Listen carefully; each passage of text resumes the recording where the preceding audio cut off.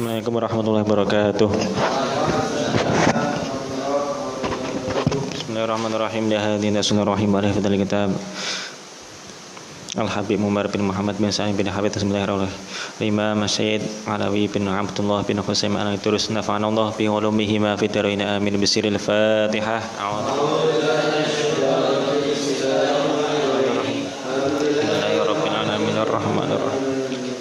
Iyyaka na'budu wa iyyaka nasta'in ihdinas siratal mustaqim siratal ladzina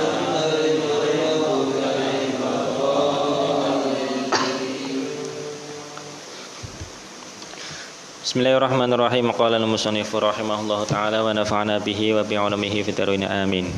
Al-hadits as-19. Adapun hadis yang nomor 16. Iku mujahadatun nafsi, menjelaskan tentang memerangi nafsu. Qala, bersabda siapa Rasulullah sallallahu alaihi wasallam, khuffatil jannatu bil makarihi wa khuffatin naru wa khuffatin naru bisyahwati. Khuffat, dikelilingi apa al jannatu, surga, bil makarihi, dengan perkara yang dibenci. Perkara yang dibenci, syahwat atau nafsu. Wa khuffat, dan dikelilingi, kalau orang Jawa bahasanya dikupengi. Wa khuffat, lan dikupengi apa an-naru, neraka, apa an-naru, neraka, bisyahwati, dengan syahwat. Rawahul Bukhari wa Muslim wal lafdhu li Muslim. Ini lafaz ada di Muslim, karena di Bukhari lafaznya beda.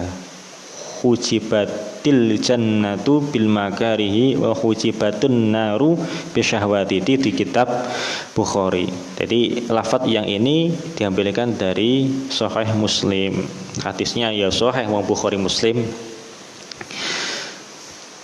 Jadi surga itu dikelilingi dengan perkara yang kurang disenangi oleh nafsu, dan neraka itu dikelilingi oleh perkara syahwat atau yang dirasakan enak oleh nafsu. Itu perbedaan antara neraka dan surga. Surga dan neraka bedanya seperti itu. Jadi di dunia ini kita mengerjakan suatu amal yang orientasinya, tujuannya nanti menjadikan orang itu bisa masuk surga. Biasanya amal yang dikerjakan adalah amal yang kalau nafsu itu ditanya mau nggak mengamal, kemungkinan nggak mau, berat mengamalkan. Makanya di sini disebutkan hadis ini, khuffatil jannatu bil makarihi.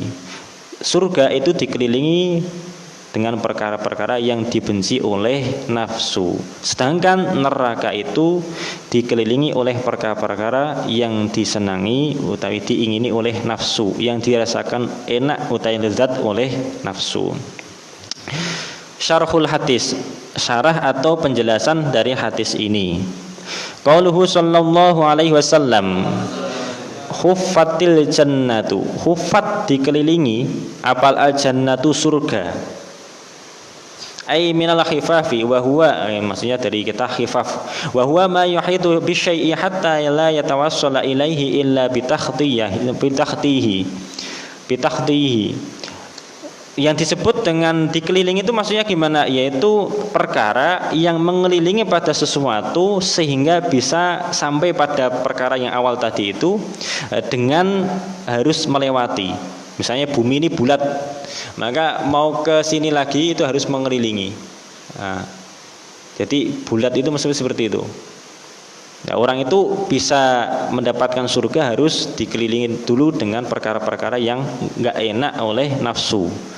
Nafsu ditanyai, nafsu enggak mau mengerjakan. Sholat berat, karena apa? Nafsu yang ditanya. Terus puasa berat, kenapa? Yang ditanya nafsu. Jadi kalau nafsu yang ditanya maka merasa berat. fal jannatu la yatawassalu ilaiha illa biqad'i mafawizil makarihi.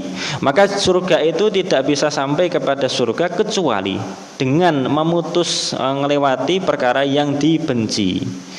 Jadi surga itu bisa dicapai, bisa didapatkan, bisa diperoleh dengan cara apa? Harus memutus perkara yang tidak disukai. Maka gimana kalau gitu? Maka harus memaksakan nafsu dengan mengerjakan sesuatu yang tidak disukai. Jadi dia harus melewati perkara yang tidak disukai. Jadi surga itu tidak bisa didapatkan, tidak sampai ke surga kecuali harus memutuskan perkara yang kira-kira berat. Jadi dia harus memujahadah, harus melawan nafsunya untuk mau mengerjakan amal kebaikan, yaitu yang tidak disukai oleh nafsu. Wan naru la yanju minha illa bitarki syahwat. Sedangkan neraka itu tidak bisa selamat dari neraka kecuali harus meninggalkan syahwat. Jadi kalau surga tadi dia harus melawan nafsunya, harus mengerjakan perkara yang baik. Yang nafsu itu sebenarnya nggak mau ibadah, puasa, sholat, mau baca Quran, baca tahlil, baca wirid itu. Berat nafsu itu. Tahajud berat itu. Maka harus dipaksa nafsunya agar mengerjakan amal kebaikan. Karena apa? Kalau mengerjakan amal kebaikan yang berat ini dampaknya bisa orang itu bisa masuk surga. Sedangkan neraka bisa didapatkan atau neraka tidak neraka bisa ditinggalkan atau bisa tidak masuk ke dalam neraka harus dengan apa? Meninggalkan syahwat. Terus di lafadz Bukhari, wa fi lafdil Bukhari hujibat. Di lafadz Bukhari hujibat fil halatain. Ai hutiyat, maksudnya ditutup. Surga ditutup dengan perkara yang dibenci, neraka ditutup dengan perkara yang syahwat itu. Tapi di kitab ini dengan kata hufat atau dikelilingi. Jadi surga dikelilingi oleh perkara-perkara yang tidak disukai oleh nafsu. Neraka dikelilingi oleh perkara-perkara yang dirasakan enak oleh nafsu. Bil makarihi, dengan perkara yang dibenci. Wal muradu bil makarihi, yang dimaksud dengan makarih itu apa? Huna, pada hadis ini, ma umiro al mukallafu bi mujahati nafsihi fihi fi'lan wa tarkan kal ityani bil ibadat ala wajhiha. Yang disebut dengan makarih, perkara yang tidak disukai oleh nafsu itu apa? Yaitu perkara yang diwajibkan oleh kepada orang mukallaf atau orang yang sudah balik dan punya akal, yaitu apa? Harus memerangi nafsunya. Seperti apa? Seperti dia harus mengerjakan ibadah dan dia juga harus meninggalkan kemaksiatan. Jadi surga itu dikelilingi oleh perkara yang enggak enak oleh nafsu, yaitu apa? Ibadah, terus meninggalkan dosa itu. Wal muhafadzah 'alaiha, dan menjaga atas ibadah. Dia harus istiqomah terus-terusan ibadah. Wajidinabul manhiyati qaulan wa fi'lan, dan dia harus menjaga, harus menjauhi perkara-perkara yang dicegah oleh agama, baik itu dari ucapan ataupun tindakan. Wa utlika 'alaiha al makarihu limasyaqqatiha 'alal 'amili wa su'ubatiha 'alaihi wa min jumlati asbaru 'alal musibah wa taslimil amrillah fiha. Terus termasuk lagi yang dimaksud dengan makari atau perkara yang tidak disukai oleh nafsu, yaitu apa? Yaitu yang dirasakan berat oleh orang yang mengamalkan. Termasuk lagi di dalam perkara tersebut adalah apa? Yaitu sabar atas musibah. Kan sabar itu kan termasuk amal kebaikan. Jadi baru dapat musibah dia mau sabar, lah dampak atau orientasi dari orang itu bisa sabar, maka bakal dimasukkan ke surga. Terus dia taslim atau berserah atau ridho dengan apa yang sudah menjadi ketentuannya Allah, maka orang ridho ini bisa masukkan orang tersebut ke surga. Jadi surga itu dikelilingi oleh perkara-perkara yang tidak disukai oleh nafsu. Terus kita ya harus percaya dengan surga. Tidak boleh orang kok nggak percaya dengan surga. Kemarin kan sudah disebutkan iman itu apa? Yaitu apa saja yang datang dari Rasulullah kita harus mengimani. Itu namanya iman. Apa aja yang datang dari Rasulullah harus kita imani. Termasuk surga, neraka, hari kiamat, termasuk lagi kubur, kematian. Itu semuanya harus kita imani. Ya memang ibadah itu memang berat. Ketika orang itu tanya nafsu berat. Tapi kalau orang itu udah mukmin bener, udah sering mengerjakan amal kebaikan, maka ada lagi riwayat hadis yang ini. Idza sarratka hasanatuka wa idza sa'atka sayyi'atuka fa anta mukmin. Ketika kamu mengerjakan amal kebaikan merasa senang. Ketika mengerjakan amal keburukan merasa sedih, maka kamu adalah mukmin sejati. Jadi orang mukmin sejati itu apa? Yaitu dia mengerjakan kebaikan merasa senang. Walaupun berat tapi merasa senang. Terus ketika dia mengerjakan keburukan maka menjadikan hatinya susah, gelisah. Maka orang yang seperti ini adalah orang mukmin. Terus orang seperti ini berarti dia masih bisa diharapkan hatinya disembuhkan walaupun dia pelaku dosa. Jadi dia maksiat masih merasa bersalah, dia bohong masih merasa wah saya bohong gitu. Orang seperti ini masih bisa diharapkan untuk tobat, untuk memperbaiki dirinya. Kalau yang sudah mati hatinya, udah parah itu mengerjakan dosa ndak merasa bersalah, maling, nggak merasa takut. Kalau misalnya antum ngambil barangnya teman, pasti kan dalam hati nggak enak karena nggak terbiasa. Tapi kalau udah tiap hari ngambil, lama-lama biasa. Lama-lama biasa. Lah yang bahaya itu ketika sudah mengerjakan maksiat terus dirasa biasa, itu yang sudah bahaya itu seperti itu. Makanya kalau Imam Ghazali itu mengomentari orang itu dekat-dekat sama orang dosa, berbuat dosa itu seperti apa? Imam Ghazali mengomentari dikhawatirkan orang itu lama-lama menganggap dosa itu tidak apa-apa. Akhirnya dikerjakan. Yang sangat bahaya seperti itu. Makanya idza sarratka hasanatuka wa sa'atka sayyi'atuka fa anta mu'min. Ketika kamu mengerjakan amal kebaikan menjadikan kamu senang, terus ketika mengerjakan amal keburukan menjadikan hatimu susah, maka orang tersebut kamu itu adalah orang mukmin sejati. Nah, jadi pada intinya ketika kita mengerjakan amal kebaikan itu memang berat, terus besok bakal dijanjikan masuk surga. Tapi ketika habis mengerjakan amal kebaikan pastinya orang tersebut merasakan lega, senang. Karena ciri-ciri orang mukmin ketika habis mengerjakan amal kebaikan pasti senang. Bisa murojaah sehari 10 juz. Wah, marem. Tasbih bisa sehari 10 juz, rasanya marem.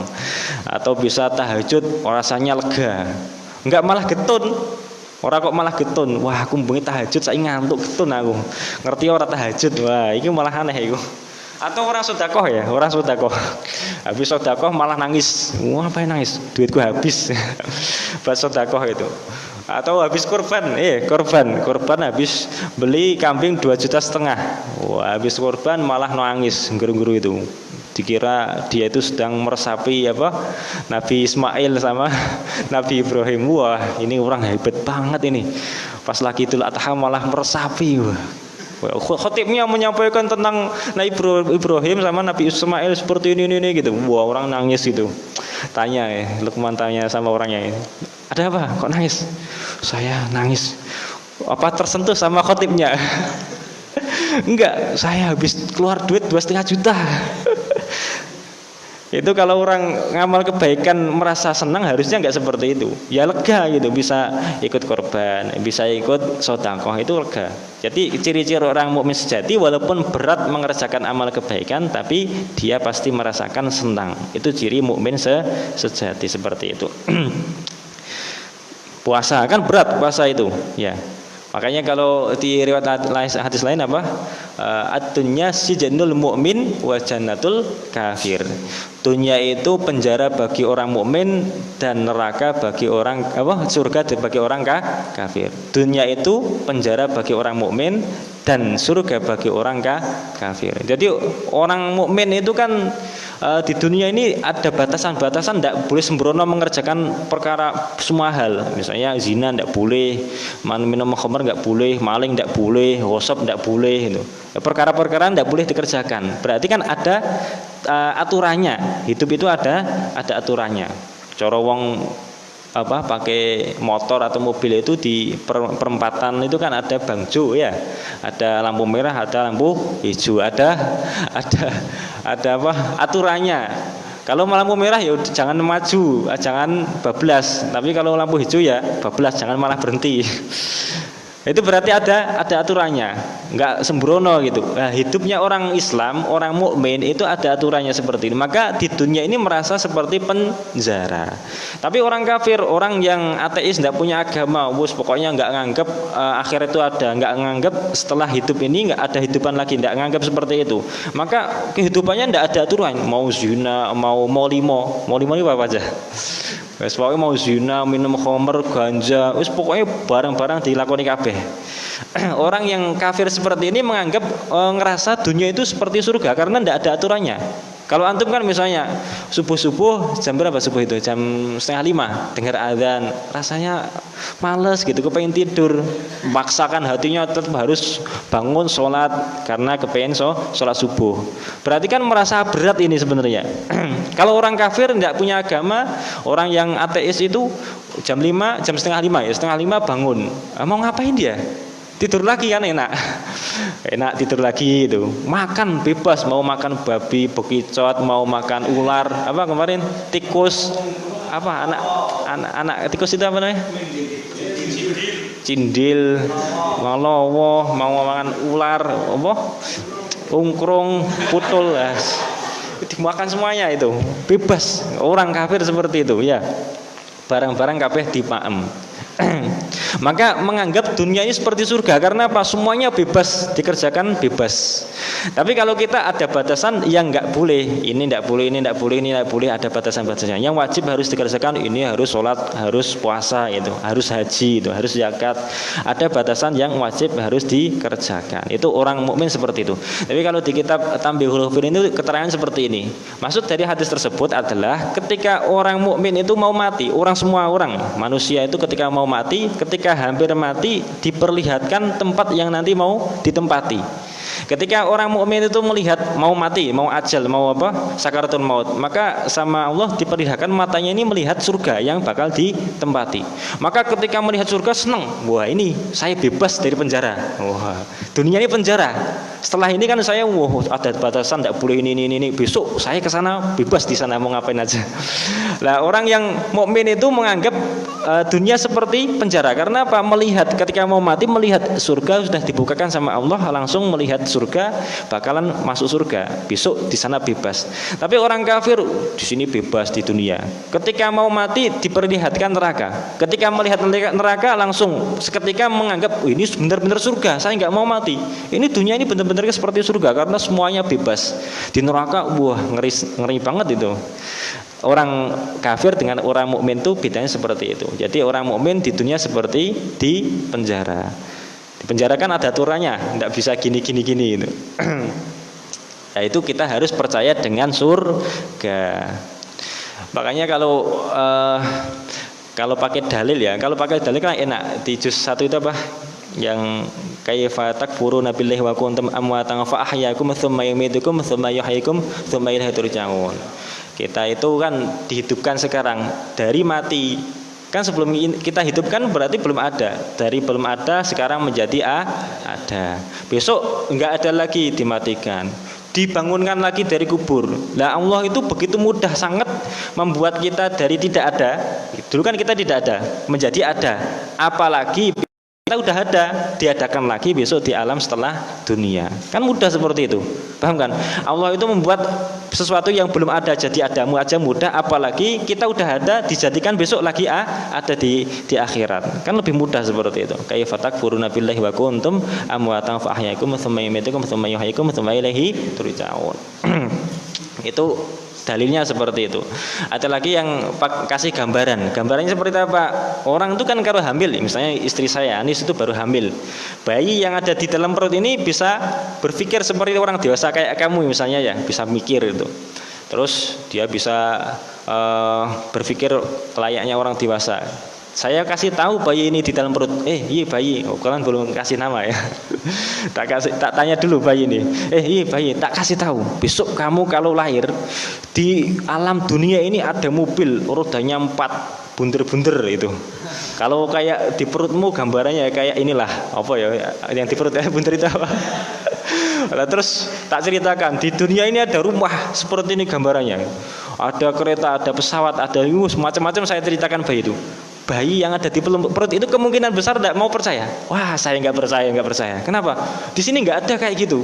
Belum pernah dilihat di dalam perut. Yang di dalam perut cuma lihat apa namanya? Cuma lihat apa rahim, cuma lihat usus, macam-macam itu di dalam perut. Nggak pernah melihat mobil, kereta, pesawat, rumah nggak pernah lihat. Maka kemungkinan besar bayi yang dalam perut itu nggak percaya karena nggak pernah melihat. Orang manusia hidup itu yang nggak percaya sama akhirat diceritain besok akhiratnya seperti ini. Nggak percaya karena belum pernah melihat akhirat. Sayangnya kalau udah keluar dari rahim nggak bisa masuk lagi. Ya, orang udah mati nggak bisa hidup lagi. Repotnya itu. Tapi kalau ada lagi kalau di hikmat tasyri' itu ya. Dalil adanya kehidupan setelah mati ya, surga neraka itu diantaranya seperti ini. Seandainya dunia ini diisi oleh orang yang ateis, tidak percaya ada agama, nggak percaya ada kehidupan akhirat, maka dunia ini pasti bakal hancur. Karena apa? Semena-mena berbuat. Mikirnya kalau saya berbuat besok nggak ada kehidupan lagi, pokoknya beres. Nyuri, utang nggak balik ke itu. Karena apa? Besok nggak ada kehidupan lagi. Mikirnya seperti itu. Nggak ada kehidupan setelah mati. Mikirnya seperti itu. Maka ketika orang itu menganggap nggak ada kehidupan setelah mati, maka semena-mena mau berbuat. Kan seperti itu. Karena adanya orang yang belum beres, nyuri nggak balik ke, terus dia berbuat dosa, maka sama Allah dibuatlah ada neraka, ada surga. Untuk beresi orang yang nggak beres sih mau loh. Untuk beresi yang nggak beres di dunia itu. Terus membalas kebaikannya orang-orang yang berbuat baik. Misalnya ada orang berbuat baik, wah gimana? Di dunia nggak dibalas sama Allah, maka dibalas di akhirat. Seandainya ada orang ateis itu mentoknya itu paling percaya sama kayak kaidah apa yang di awal itu kama tadinu tudhanu ya, seperti apa halnya kamu memperlakukan orang lain, maka kamu akan diperlakukan orang lain. Kalau orang Hindu atau Buddha itu apa namanya? Hukum apa? Karma ya, hukum karma. Di Islam ya kama tadinu tudana. Seperti apa kamu berbuat sama orang lain, maka kamu juga akan diperlakukan seperti itu sama orang lain. Paling mentoknya nggak takut sama akhirat karena nggak percaya sama akhirat. Mentoknya itu dia cuman takut kalau saya mau menyuri besok jangan-jangan saya dicuri. Cuman gitu tok mentoknya. Nggak takut sama kehidupan akhirat. Lah kalau orang mukmin ya double, percaya kama tadinu tudanu sama juga percaya sama akhirat. Saya kalau nyolong jangan-jangan besok dicolong gunti. Saya kalau nipu jangan-jangan besok saya ditipu. Apa? Birru abakum tabarukum abnaukum. Saya berbaktilah kepada orang tua maka kamu juga akan dibakti sama anakmu. Nah, ketika kita berbakti sama orang tua, anak kita berbakti kepada kita. Itu kan hukum alam seperti itu. Hukum karma. Kalau di Islam ya kama tadinu tudani itu tadi. Seperti apa halnya kamu memperlakukan orang lain, maka kamu juga akan diperlakukan seperti itu. Itu harus percaya dengan kehidupan akhirat, surga, neraka itu pasti ada. Di rukun iman itu masuk di bagian rukun kepada hari kiamat. Hari kiamat enggak cuma hari kiamat hancurnya bumi ini enggak, tapi sepaket sampai dari mulai hari kiamat, dari mulai kita mati, terus alam barzah, terus yaumul ba'ats kita dibangkitkan, yaumul mahsyar kita dikumpulkan, terus sampai terakhir surga neraka itu harus diimani. Enggak boleh orang itu tidak iman sama kehidupan akhirat itu. Makanya ada kitab yang kita kaji itu apa? Kitab At-Tadhkirah. Cuman bahas masalah mau mati sampai akhirat tok sama hari kiamat. Yang dibahas cuma itu. Ya, intinya kita harus percaya sama hari kiamat, sama surga dan neraka. Khuffatil jannatu bil makari. Surga itu dikelilingi oleh perkara-perkara yang tidak disukai oleh nafsu. Surga ya. Wa khufatin nar bisyahawat. Udah berapa menit ini? Baru bahas ini tok udah. Kayak ada lagi yang mengatakan surga itu kan kalau digambarkan tergantung orang yang kepengen itu. Misalnya si siapa ya?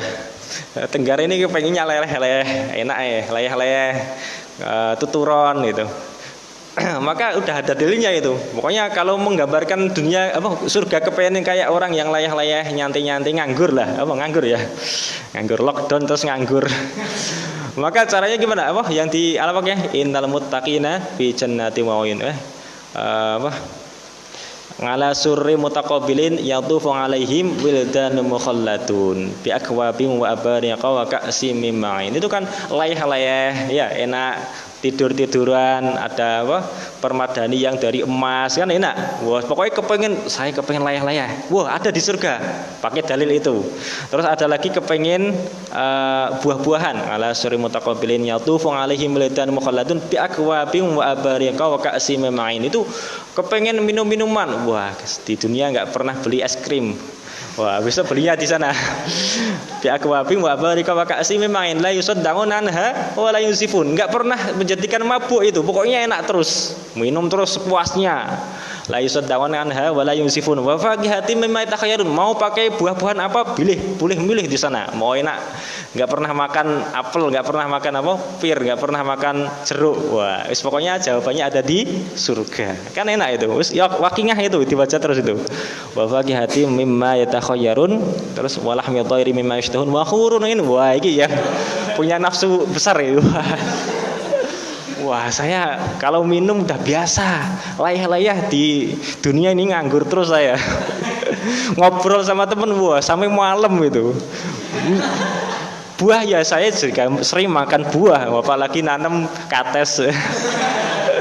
Wah, saya yang belum terlaksana ini buah hurun ini tuh. Saya belum pernah itu merasakan itu. Jawabannya ada di surga. Wah, punya hipersek, wah, punya nafsu yang besar. Jawabannya ada di surga. Wes enak itu. Wa hurun 'ainun ka'amtsalil lu'lu'il maknun jazaa'an bima kanu ya'malun. Kan enak itu. Apalagi ya saya kepengen jadi mandor, pengen punya tanah yang banyak, juz 4 itu. Wasari'u ila maghfiratin min rabbikum wa jannatin 'arduhas samawati wal ardu. Surga itu besarnya seperti apa? Bumi dan langit. Wes pokoke entek-enteki tanah wong. Jadi enaknya orang di surga itu seperti itu ya. Kalau mau menggambarkan surga ada kayak kebun-kebun, terus ada sungainya biasanya jannatun kan enak itu ya, udah ada dalilnya semuanya. Jadi tergantung orangnya itu kepengen buah ada di sana. Pada intinya walakum fiha ma tashtahi anfusukum walakum fiha ma tad'un. Apa yang kamu pengen dituruti, apa yang kamu minta pasti dituruti di surga. Itu enaknya ya. Tapi ya itu cuman gambaran. Pasnya itu juga mala ngainun ra'at wala udhunun sami'at wala khatara ngala basyari ngala qalbi basyarin ngala qalbi basyarin. Enggak pernah dibayangkan sama orang, enggak pernah dilihat, enggak pernah didengar. Surga itu seperti itu. Maksudnya apa? Pasnya itu seperti apa ya? Kita belum pernah melihat. Cuman gambarannya seperti itu. Digambarkan, tapi ya enggak plek gitu. Digambarkan seperti ini gitu. Surga ya. Terus wahufatin naru bisyahwat. Wahufat dan dikelilingi apa an-naru neraka bisyahwati dengan syahwat. Dengan syahwat. Neraka sekarang habis surga, sekarang neraka. Kalau neraka banyak gambaran-gambaran di Al-Qur'an ya. Saya kalau membaca hadis ini itu keingat gini. Kalau orang mukmin itu seandainya hidup di dunia dia miskin, dia tidak punya sakit-sakitan, udah lumayan. Karena apa? Besok mati di sana istirahat enak. Orang mukmin seperti itu, dapat kenikmatan yang banyak. Tapi kalau orang kafir, seandainya dia di dunia itu sakit-sakitan, orang kafir di dunia miskin, itu sungguh-sungguh sangat nelongso ya. Di dunia nelongso, di akhirat nelongso. Naudzubillahi min dzalik. Makanya di surat Al-Ghasyiyah ngamilatun nasibah. Ngamilatun nasibah, bekerja keras terus lagi dia kepayahan. Ngamilatun nasibah. Terus ada di tafsir Ibnu Katsir itu, dari tafsir ngamilatun nasibah itu ada satu kisah. Sahabat Umar itu pernah suatu ketika melewati satu orang orang kafir ya. Kemudian melihat orang kafir itu dia kepayahan, ya miskin, yang kasihan lah pokoknya. Terus sahabat Umar itu ketika melihat orang kafir ini langsung menangis. Ketika menangis orang kafir tanya sama sahabat Umar bin Khattab ini, tanya, kenapa panjenengan kok menangis itu? Terus saya ingat satu ayat, ngaminatun nasibah, kasihan. Kamu ini di dunia ya kayak gini kasihan, udah miskin, udah sakit-sakitan, besok setelah mati ya tambah lagi kasihan. Jadi orang kafir itu di dunia seandainya miskin udah kasihan miskinnya, besok di akhir tambah kasihan. Kalau orang mukmin kalau seandainya miskin, terus dia sakit-sakitan udah lumayan dilegan-legani apa tadi hurun tadi. Tapi kalau orang kafir kan kasihan. Wah, apa yang membuat dia lega? Karena tidak ada. Sekarang dia di dunia kasihan, di akhirat tambah kasihan. Karena ada satu cerita, entah itu Syekh Abdul Qadir Al-Jilani atau Imam Ibnu Hajar. Ada yang mengatakan itu cerita Imam Ibnu Hajar, ada yang mengatakan Syekh Abdul Qadir Al-Jilani. Suatu ketika diarak, dihormati sama murid-muridnya, sama pengawalnya itu, diarak itu, diangkat pakai keranda itu, keranda tapi bukan mati ya. Diangkat tapi karena dimuliakan itu. Orang kaya itulah ya. Terus kemudian ketemu sama orang kafir. Orang kafir tanya, panjenengan kayak gitu. Sekarang hidup di dunia itu sungguh sangat nikmat, udah kaya, banyak pengikutnya, disegani, disenangi sama orang banyak itu. Terus kiai ini, imam ini terus menjawab sama orang kafir, enggak seperti itu. Saya walaupun di dunia ini kaya, banyak pengikutnya, tapi dunia si jenul mukmin. Tapi dunia ini penjara bagi orang mukmin. Terus orang kafir tanya, loh kok bisa seperti itu? Karena saya ini walaupun hidup enak-enakan, tapi ada batasan-batasan tidak boleh saya kerjakan. Saya kayak maksimal tetap nikah sama 4 orang, tidak boleh lebih. Saya kayak tetap harus zakat, kan ada batasan-batasan tertentu. Maka ya orang mukmin itu seperti itu. Walaupun di dunia enak, tapi dia ada batasannya. Besok di akhirat udah bebas. Walakum fiha matashtahi anfusukum walakum fiha matad'un. Apa yang kamu pengen dituruti besok di surga. Apa yang kamu inginkan, kamu minta pasti dituruti di surga. Wa huffatin naru bisyahawat. Terus neraka itu dikelilingi oleh perkara-perkara yang mengenakkan syahwat, mengenakkan nafsu. Wa syahwat hiya ma yastaladu min umurid dunya mimma manasyaru min tangatihi. Yang disebut syahwat itu apa? Yaitu perkara yang dirasakan enak dari perkara dunia, dari perkara yang dicegah oleh syariat untuk mengerjakan atau mempraktekannya, mengerjakannya. Syahwat itu apa? Perkara yang dirasakan enak oleh nafsu, tapi dilarang oleh agama. Itu namanya syahwat. Ya, ini harus dihafalkan. Syahwat itu apa? Perkara yang dirasakan enak oleh nafsu dari perkara dunia, tapi dilarang oleh agama, syariat agama. Itu adalah syahwat. Jadi neraka itu dikupengi oleh orang yang sering mengerjakan perkara haram atau yang tidak diperbolehkan oleh syariat agama Islam. Ini ya. Banyak ini syarahnya. Langsung ya. Halaman 84.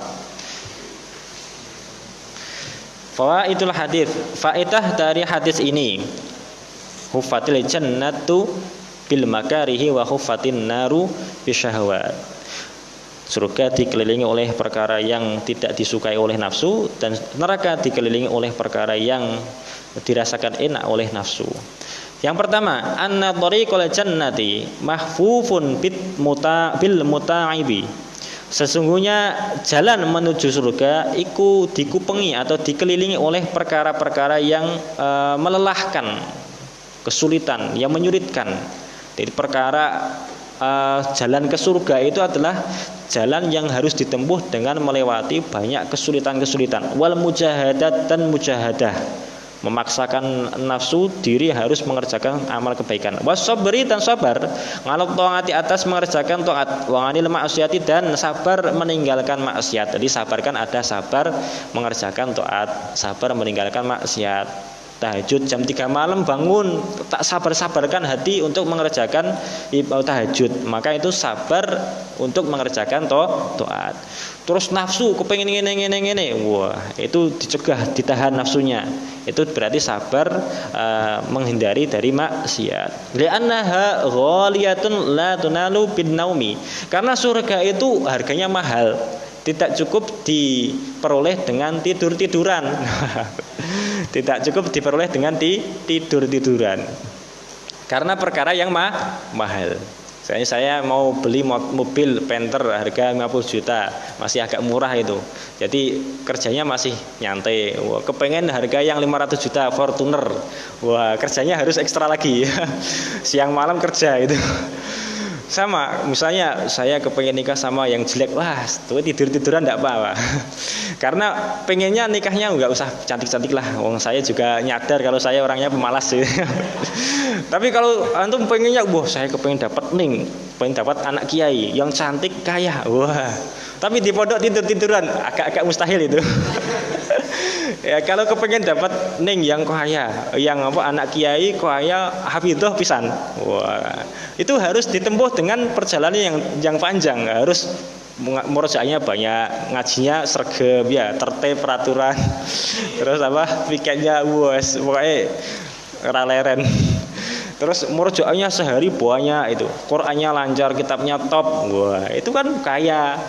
Kuliahnya jurusannya kedokteran, jadi dokter hafid, wah ngalim kitab, suaranya bagus, ganteng pisan, wah rajin. Nah itu baru dapat orang cantik, enggak apa-apa itu, pas itu ya. Jadi mukafa'ah atau seimbang lah itu. Lah orang itu mau mendapatkan surga, li'annaha ghaliyatun la tunalu bin naumi. Surga itu harganya mahal, tidak cukup didapatkan dengan tidur. Harus melawan nafsu untuk mengerjakan kebaikan. Nomor 2, ini ya. Jadi surga itu harganya mahal, harus kita beli. Belinya dengan apa? Dengan mujahadah, melewati rintangan-rintangan yang panjang. Terus nomor 2, annattiba'a syahawati wal muladzati tariqun yasuqu ila nari jahannam. Sesungguhnya mengikuti syahwat dan mengikuti sesuatu yang mengenakan nafsu yang tidak diperbolehkan oleh syariat agama, maka itu adalah jalan menuju kepada neraka jahanam. Jadi orang kalau apa-apa dituruti, syahwat semuanya yang haram dituruti, dikerjakan, maka perkara tersebut mengantarkan orang tersebut kepada jalan menuju neraka jahanam. Naudzubillahi min dzalik. Nomor 3, la yanbaghi lil mu'mini ay yujahida nafsahu ala fi'lil awamiri. Sebaiknya bagi orang mukmin dia harus bermujahadah, sungguh-sungguh melawan nafsunya agar mengerjakan banyak perkara-perkara. Wa in karihat an nafsu dzalika, senajan walaupun nafsu itu tidak suka. Jadi orang mukmin itu seharusnya memaksa nafsunya untuk mengerjakan perkara-perkara yang diperintah oleh agama.